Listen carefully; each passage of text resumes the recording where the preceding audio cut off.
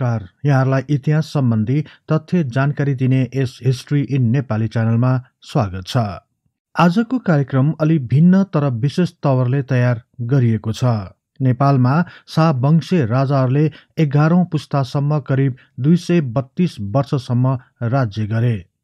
पृथ्वीनारायण शाहदेखि दिपेन्द्र शाहसम्मका शाह राजाहरूको उमेरलाई अध्ययन गर्दा के कस्ता परिणामहरू आए र विभिन्न राजाहरूको मृत्यु कसरी भयो भन्ने बारेमा यो कार्यक्रममा विशेष जोड दिएको छ।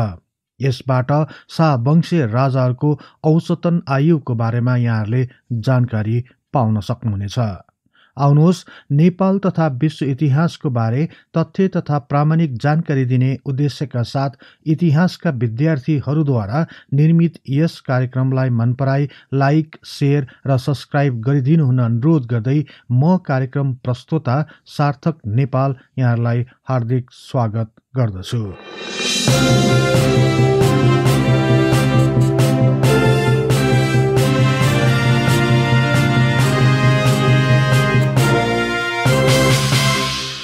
नेपालको शाहवंशीय राजाको बारेमा कुरा गर्दा सर्वप्रथम पृथ्वीनारायण शाहको नाम आउँछ, किनकि उनीद्वारा नै कान्तिपुर उपत्यकाको विजयपछि विशाल नेपालको जग बसेको थियो। त्यसैले नेपालको प्रथम शाहवंशीय राजा पृथ्वीनारायण शाहबाट सुरु भएर 11औं पुस्ताका राजा दिपेन्द्र वीर विक्रम शाहसम्मले राजकाज गर्न सक्षम भएको पाइन्छ। त्यसैले अब सुरु गरौं पृथ्वीनारायण शाहबाट। राजा नरभूपाल शाहको पहिलो विवाह राजकुमारी चन्द्रप्रभासँग भएको थियो, तर उनीबाट सन्तान नजन्मेकोले विक्रम सम्वत 1774 दोस्रो विवाह भयो। उनीबाट पनि लामो समयसम्म सन्तान नभएकोले पर्वतका राजाकी भतिजी बुद्धिमती र तनहुईकी सुभद्रावतीसँग क्रमशः तेस्रो र चौथो विवाह भयो। तर केही वर्षपछि भने राजा नरभूपाल शाहको दोस्रो रानी कौशल्यावतीको गर्भबाट विक्रम सम्वत 1779 पौष 27 गतेका दिन पृथ्वीनारायण शाहको जन्म भयो। राजा नरभूपाल शाहको विक्रम सम्वत 1779 चैत्र 25 गतेका दिन मृत्यु भएपछि 20 वर्षका पृथ्वीनारायण शाह गोर्खाका राजा भए। गोर्खाको राज्य विस्तारमा आफ्ना पिता नरभूपाल शाहको कार्यलाई निरन्तरता दिँदै पृथ्वीनारायण शाहले आफू राजा भएपछि आफ्ना छिमेकी राज्यहरूलाई क्रमशः आफ्नो अधीनमा पारे। यसै क्रममा विक्रम सम्वत 1826 मङ्सिर 1 गते आइतबारका दिन काठमाडौँको अन्तिम राज्य भक्तपुरको विजयपछि भने उनी नेपालका प्रथम शाहवंशीय राजा भए। यसै बेलादेखि नेपालमा शाहवंशीय राजाहरूले राज्य गरे भन्न सकिन्छ। पृथ्वीनारायण शाहले कान्तिपुर जिते पनि उनी स्वयं भने कान्तिपुरको सट्टा नुवाकोटको दरबारमा नै बस्न रुचाउँथे। साथै उनी नेपालको एकीकरणको सिलसिलामा विभिन्न स्थानहरूमा जानुपर्ने भएकोले नुवाकोट नै उनको लागि पाएक पर्ने स्थल रहेको थियो। उपत्यकाको विजयपछि उनले पश्चिममा रहेका 24 राज्यहरूमाथि आक्रमण गर्ने योजना बनाए। पश्चिमको सिमाना बढाउने अभियानमा लागेका पृथ्वीनारायण शाह भने यस योजनामा नराम्ररी विफल भए। यस युद्धमा उनका धेरै महत्त्वपूर्ण व्यक्तिहरू पनि मारिए। सो युद्धमा सेनानी केहर सिंह बस्नेतको मृत्यु हुनको साथै वंशराज पाण्डे जस्ता भारदारहरू पनि पर्वतका सेनाद्वारा समातिएपछि भने गोर्खालीहरू पछि हट्न बाध्य भए। 24 राज्यहरूसँगको पराजय पछि भने उनी पूर्वीय इलाकातिर लागे। यो अभियानको फलस्वरूप उनले नेपालको पूर्वीय सिमाना मेची नदीसम्म पुर्याए। यही सफलताबाट उत्साहित भएका पृथ्वीनारायण शाहले फेरि पश्चिमतर्फ आक्रमण गर्ने योजना बनाए। यसैको लागि उनी नुवाकोट आइपुगेको बेला अकस्मात बिमारी परे र उनको मृत्यु भयो। पृथ्वीनारायण शाहको मृत्युको बारेमा धेरै सन्दर्भहरू भने अन्यल मानिरहेका छन्। उनको मृत्युको मितिमा सबै इतिहासकारहरू सहमत भए पनि मृत्युको स्थान र कारण बारे भने एक मत हुन सकेको छैन। कतिपय इतिहासकारहरूले भने पृथ्वीनारायण शाहको मृत्यु विक्रम सम्वत 1831 माघ 1 गते मंगलबारको दिन बिहान 7:30 जाँदा देवीघाटको मोहन तीर्थमा भएको थियो भनेका छन्। तर के कारणले उनको मृत्यु भयो भन्ने बारे खुल्लस्त पारिएको छैन। विभिन्न इतिहासकार तथा लेखकहरूले विभिन्न तर्कहरू पेश गरेका छन्। कतिपयले पृथ्वीनारायण शाहको मृत्यु उनको शरीरमा बढ्दै गएको घाउको कारण भएको थियो भनी उल्लेख गरेका छन्। उनी पूर्वतर्फ बढ्दै जाँदा उनको शरीरभरि फुक्कै फुक्काहरू आउन थाल्यो। सो फुक्काहरू फुट्न गई शरीरभरि घाउहरू भए। यही कारण उनी मेचीपारीको अभियान पूरा गर्न नपाउँदै नुवाकोट फर्किनु पर्यो र पछि उनको यही कारणले मृत्यु भयो भनिएको छ। अर्का लेखक रामजी उपाध्यायका अनुसार पृथ्वीनारायण शाह शिकार खेल्न जाँदा उनलाई बाघले झम्ट्यो र उनलाई सख्त घाइते बनायो। यही चोटको कारण उनको मृत्यु भयो पनि भनिन्छ। तर यस तर्कसित भने अन्य इतिहासकारहरू विमति राख्दछन्। राजा पृथ्वीनारायण शाह राज्य विस्तारमा दत्तचित्त भई लागेका र उनी यस्ता नाचगान तथा मनोरञ्जनमा खासै विश्वास नगर्ने भएकोले शिकार खेल्न जाने कुरै नरहेको बताउँछन्, जुन कुरा पृथ्वीनारायण शाहको आफ्नै दिव्य उपदेशमा उल्लेख गरेको कुराहरूको विपरीत पनि रहेको उल्लेख गर्दछन्। तर उनी आफ्ना छोरा प्रताप सिंह शाहको दिनचर्यासँग खुश नरहेको र आफ्ना नातिको असामयिक निधनले उनलाई साह्रै मर्माहत तुल्याएको कुरा पनि खुल्न आएको छ। यही कारण पूर्वीय क्षेत्रको विजयपछि पश्चिमको अभियानमा लाग्न नुवाकोट फर्किरहेको बेला बाटैमा हृदयघात भई पृथ्वीनारायण शाहको मृत्यु भएको कुरा पनि उल्लेख भएको पाइन्छ। जे जस्ता कारण भए पनि उनको मृत्यु नेपालको राजा भएको 5 वर्षपछि भएको कुरामा भने दुई मत छैन। तर उनको असामयिक मृत्यु के कारणले हुन गयो सो भने खुल्न सकेको छैन। उनी केवल 52 वर्षको हुँदा नै उनको परलोक भएको कुरामा भने सबै इतिहासकारहरू सहमत छन्। पृथ्वीनारायण शाहको मृत्युपछि उनका 23 वर्षीय जेठा छोरा प्रताप सिंह शाह राजा भए। राजा प्रताप सिंह शाहको जन्म महारानी नरेन्द्र लक्ष्मीको कोखबाट विक्रम सम्वत 1808 वैशाख 7 गते शुक्रबारको दिन भएको थियो। उनी सानैदेखि सुख शैलमा हुर्केकाले राज्य सञ्चालनमा खासै अनुभवी हुन पाएनन्। उनी आफ्ना भाइ बहादुर शाह तथा काकाहरूसँगको बेमेलले गर्दा पारिवारिक कलहको पनि सुरुवात भयो।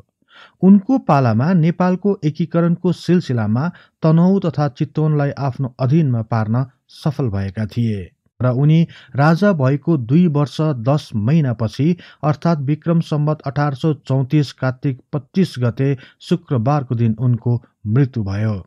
उनको मृत्युको सन्दर्भमा पनि इतिहासकारहरूको एकै मत रहेको छैन। कतिपयको अनुसार दरबारका असन्तुष्ट भारदारहरूले प्रताप सिंह शाहलाई झुक्काई केही विष जस्तो चिज खुवाइदिएर मारे भनिएको छ भने कतिपय इतिहासकारका भनाइअनुसार उनको मृत्यु बिफोर रोगको कारण भएको थियो भनेका छन्। अझ कतिपयले त राजा प्रताप सिंह शाह तान्त्रिक विद्यामा तल्लीन रहन्थे र यस अवस्थामा उनी मांस, मदिरा तथा मैथुनमा लिप्त भइरहन्थे।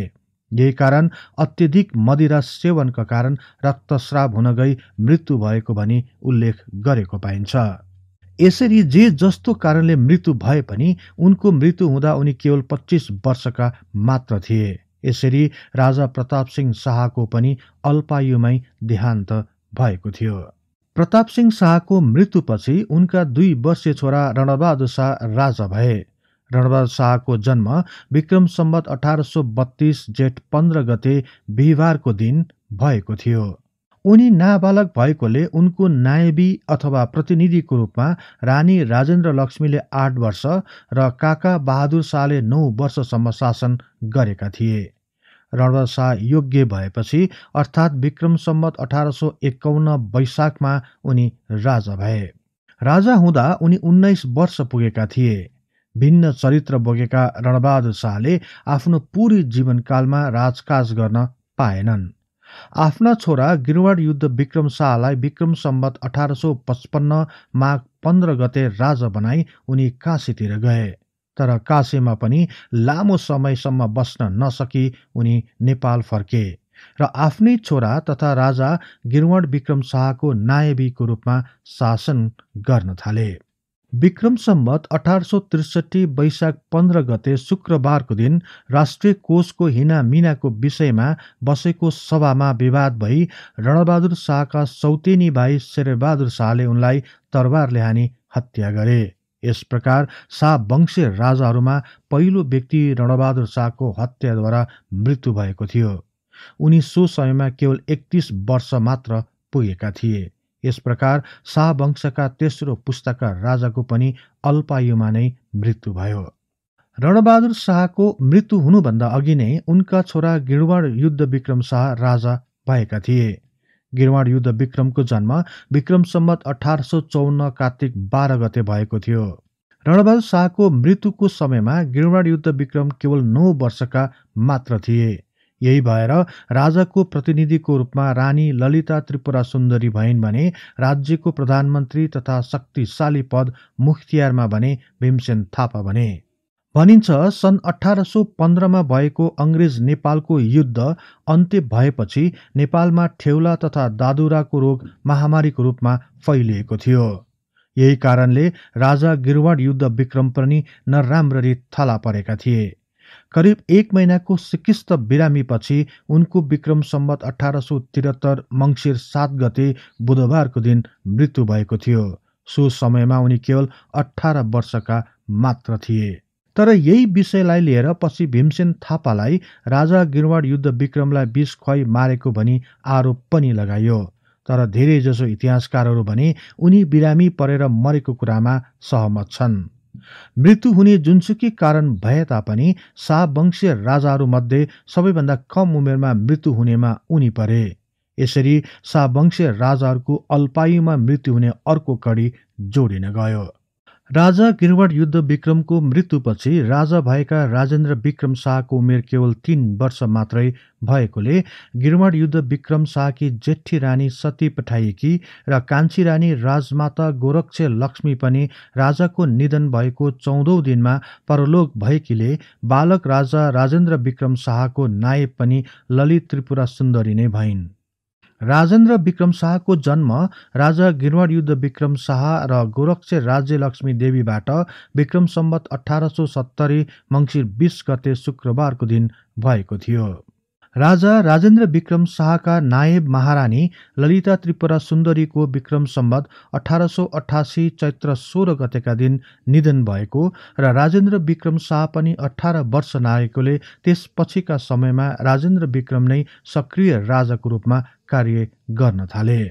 राजेन्द्र विक्रम शाह कमजोर राजा भएकाले राज परिवारभित्र गुटबन्दीको सुरुवात हुन थाल्यो। दुई रानीहरूले भिन्न भिन्न गुटहरू सञ्चालन गर्न थाले। यस प्रकार राजा राजेन्द्र विक्रम शाह झन कमजोर हुँदै गए। यही गुटबन्दीको कारण देशभित्र विभिन्न हत्याकाण्डहरू हुन थाले। यसपछि एकाएक शक्तिमा आएका जङ्गबहादुरले रानी लक्ष्मी देवीलाई देश निष्कासन गरे। रानीको पछि लाग्दै राजा राजेन्द्र विक्रम शाह पनि काशीतिर लागे। काशीमा बसी जङ्गबहादुरलाई हटाउने षड्यन्त्र गरेको अभियोगमा तत्कालीन प्रधानमन्त्री जङ्गबहादुर राणाले विक्रम सम्वत 1904 वैशाख 31 गतेका दिन राजा राजेन्द्र विक्रमलाई पदच्युत गरी युवराज सुरेन्द्र विक्रम शाहलाई राजा बनाए। तर पछि जङ्गबहादुरलाई हटाउने योजना लिएर दलबलसहित राजेन्द्र विक्रम शाह नेपाल आए। सो विद्रोहमा जङ्गबहादुरका सैनिकहरूले राजेन्द्र विक्रमका 200 जना बढी समर्थकहरूको हत्या गरिदिए र राजेन्द्र विक्रमलाई बन्दी बनाई काठमाडौँ ल्याइयो। करिब 34 वर्षसम्म जेल जीवन बिताएपछि विक्रम सम्वत 1938 असार 30 गते मङ्गलबारका दिन कैदकै अवस्थामा राजा राजेन्द्र विक्रमको निधन भयो। सो समयमा उनी 68 वर्षका थिए।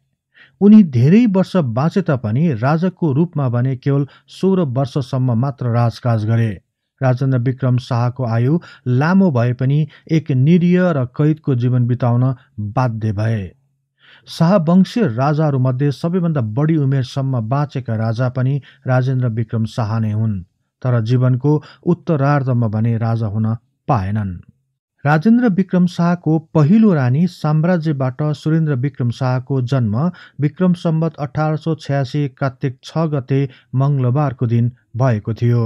देशमा भएको विभिन्न षड्यन्त्र तथा पर्वहरूको बीचमा पछि राजा राजेन्द्रलाई पदच्युत गरी विक्रम सम्वत 1904 वैशाख 31 गते बुधबारका दिन सुरेन्द्र विक्रम शाहलाई राजा बनाइएको थियो।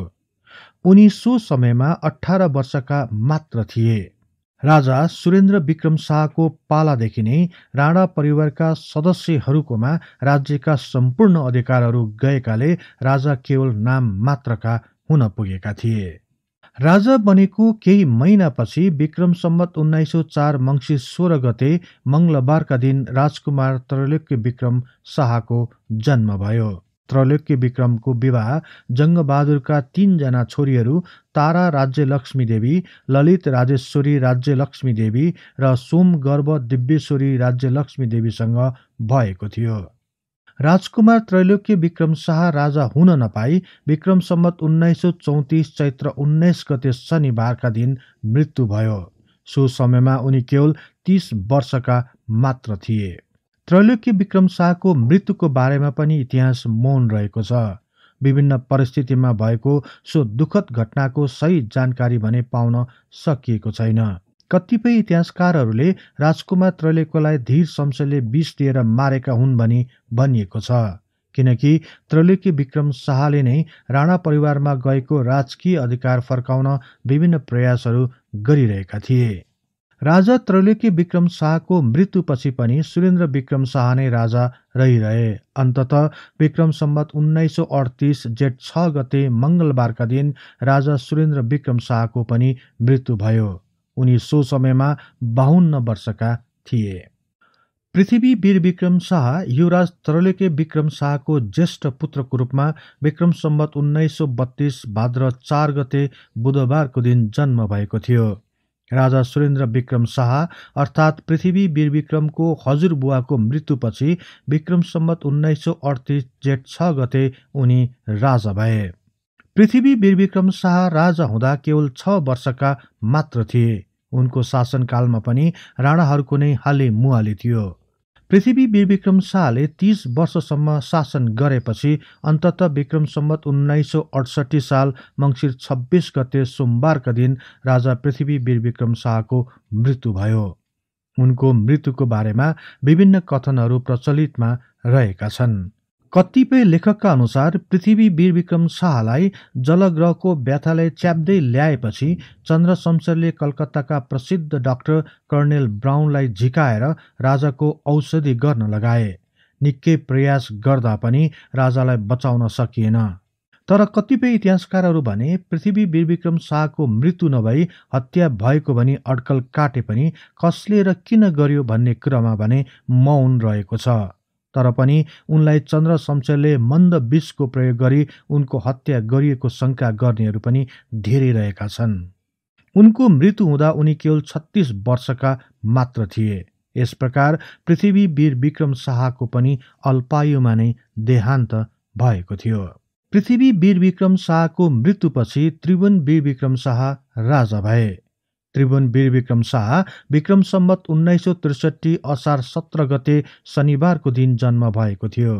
उनी श्रीपास पृथ्वी वीर विक्रम शाह र माइली रानी लक्ष्मी दिव्येश्वरीका ज्येष्ठ पुत्र थिए। उनका पिता पृथ्वी वीर विक्रम शाहको विक्रम सम्वत 1968 साल मङ्सिर 26 गते सोमबारका दिन मृत्यु भएपछि त्रिभुवन वीर विक्रम नेपालका 8औं शाह वंशीय राजा भए। सो समयमा उनी केवल 5 वर्षका मात्र थिए। उनी नाबालक भएकाले रानी लक्ष्मी दिव्येश्वरी देवीलाई नै नायब अर्थात् राजा त्रिभुवनका प्रतिनिधि बनाइएको थियो। उनकै पालामा राजा त्रिभुवनले राजगद्दीको बाजी थापेर राणा शासनको विरुद्ध जनतासँग मिलेर आन्दोलन गरे। सो विद्रोहमा उनी सफल भए र नेपाल राष्ट्र राणा परिवारको पारिवारिक निरङ्कुश तन्त्रबाट मुक्त भयो। यसपछि विक्रम सम्वत 2011 फागुन 30 गते आइतबारका दिन स्वास्थ्य परीक्षणका क्रममा स्विट्जरल्यान्डको जुरिचको क्यान्टन अस्पतालमा उनको मृत्यु भयो। उनको मृत्यु के कारणले भयो भनी खुलाएको छैन। उनको मृत्यु हुँदा उनी केवल 47 वर्षका मात्र थिए। राजा त्रिभुवनको मृत्युपछि महेन्द्र वीर विक्रम शाह राजा भए। राजा महेन्द्रको जन्म राजा त्रिभुवन र रानी कान्ति राज्य लक्ष्मी देवी शाहबाट विक्रम सम्वत 1977 असार 30 गतेका दिन भएको थियो। राजा त्रिभुवनको असामयिक मृत्युपछि विक्रम सम्वत 2011 फागुन 30 गतेका दिन उनी राजा भए। राजा महेन्द्रले भर्खरै स्थापना गरेको प्रजातन्त्रलाई दबाउँदै विक्रम सम्वत 2017 पुस 1 गते देशमा पञ्चायती व्यवस्थाको स्थापना गरे। 17 वर्षसम्म राजा महेन्द्रले शासन गरेपछि विक्रम सम्वत 2028 माघ 17 गतेका दिन चितवनको दियालो बङ्गला दरबारमा उनको अचानक हृदय गति बन्द भई मृत्यु भयो। उनी सो समयमा 51 वर्षका थिए। राजा महेन्द्र वीर विक्रमको मृत्युपछि भने उनका ज्येष्ठ पुत्र वीरेन्द्र वीर विक्रम राजा भए। राजा वीरेन्द्र वीर विक्रमको जन्म 2002 साल पौष 14 गतेका दिन भएको थियो। राजा वीरेन्द्रको विवाह विक्रम सम्वत 2022 सालमा ऐश्वर्य शाहको साथमा भएको थियो। उनी राजा हुँदा 26 वर्ष पुगेका थिए। उनको शासनकालमा उनकै पिता महेन्द्र वीर विक्रम शाहको पञ्चायती व्यवस्थालाई निरन्तरता दिए तापनि विक्रम सम्वत 2046 मा भएको आन्दोलनलाई स्वीकार्दै राजाले देशमा बहुदलीय व्यवस्थालाई मान्यता दिएका थिए। राजा वीरेन्द्र वीर विक्रम शाहको भने प्राकृतिक मृत्यु भएन। राजदरबारभित्र भएको अत्यन्त अप्रत्याशित र विवादास्पद हत्याकाण्डमा उनको मृत्यु भयो। सो विवादास्पद काण्ड दरबार हत्याकाण्डको नामले प्रख्यात भएको छ। राजा वीरेन्द्र वीर विक्रम शाहदेव दरबार हत्याकाण्ड भएकै दिन अर्थात् विक्रम सम्वत 2058 जेठ 19 गतेका दिन नै मृत्यु भएको थियो। उनी सो समयमा 56 वर्षका थिए। राजा वीरेन्द्र वीर विक्रम शाह उनीपछि उनका छोरा युवराज दिपेन्द्र वीर विक्रम शाहदेव राजा भए। दिपेन्द्र वीर विक्रम शाहको जन्म 2028 साल असार 13 गतेका दिन भएको थियो। सो दरबार हत्याकाण्डमा राजा वीरेन्द्र वीर विक्रमको मृत्यु भएपछि राज परिषदद्वारा विक्रम सम्वत 2058 जेठ 20 गतेका दिन दिपेन्द्र वीर विक्रम शाहलाई शाह वंशका 11औं राजा बनाइयो। सो दरबार हत्याकाण्डमा दिपेन्द्र वीर विक्रम शाह पनि सख्त घाइते भई अस्पतालमा उपचार गराइरहेको हुँदा उनका काका ज्ञानेन्द्र शाहलाई राजा दिपेन्द्र वीर विक्रमको प्रतिनिधि बनायो।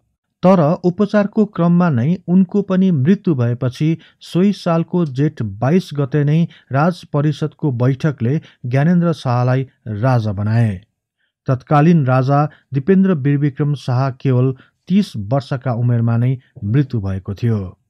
यसरी शाहवंशीय 11औं राजाहरूको मृत्युहरूलाई केलाउने हो भने प्राय सबै राजाहरूको असामयिक निधन भएको छ। कारण जस्तो सुकै भए पनि शाहवंशीय राजाहरूमा सबैभन्दा बढी वर्षसम्म बाँच्ने राजा राजेन्द्र विक्रम नै रहे। तर उनी जीवनको अन्तिम कालसम्म राजा नरहे तापनि उनको मृत्यु 68 वर्षको उमेरमा भएको थियो। यसै गरी सबैभन्दा कम उमेरसम्म रहेका राजा भने गिरवाड युद्ध विक्रम शाह हुन्। उनी 18 वर्षको हुँदा उनको मृत्यु भयो।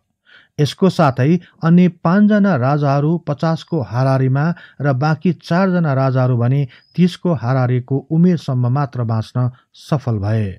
राजदरबारमा सबै कुराहरूको सुविधा हुँदाहुँदै पनि यसरी के कारणले शाह राजाहरूको अकालमा नै मृत्यु भएको हो सो बारे अझै खोजको विषय नै होला। तर यो अध्ययनले के देखाउँदछ भने शाहवंशीय राजाहरूको औसतन आयु भने 43 वर्ष मात्र रहेको थियो।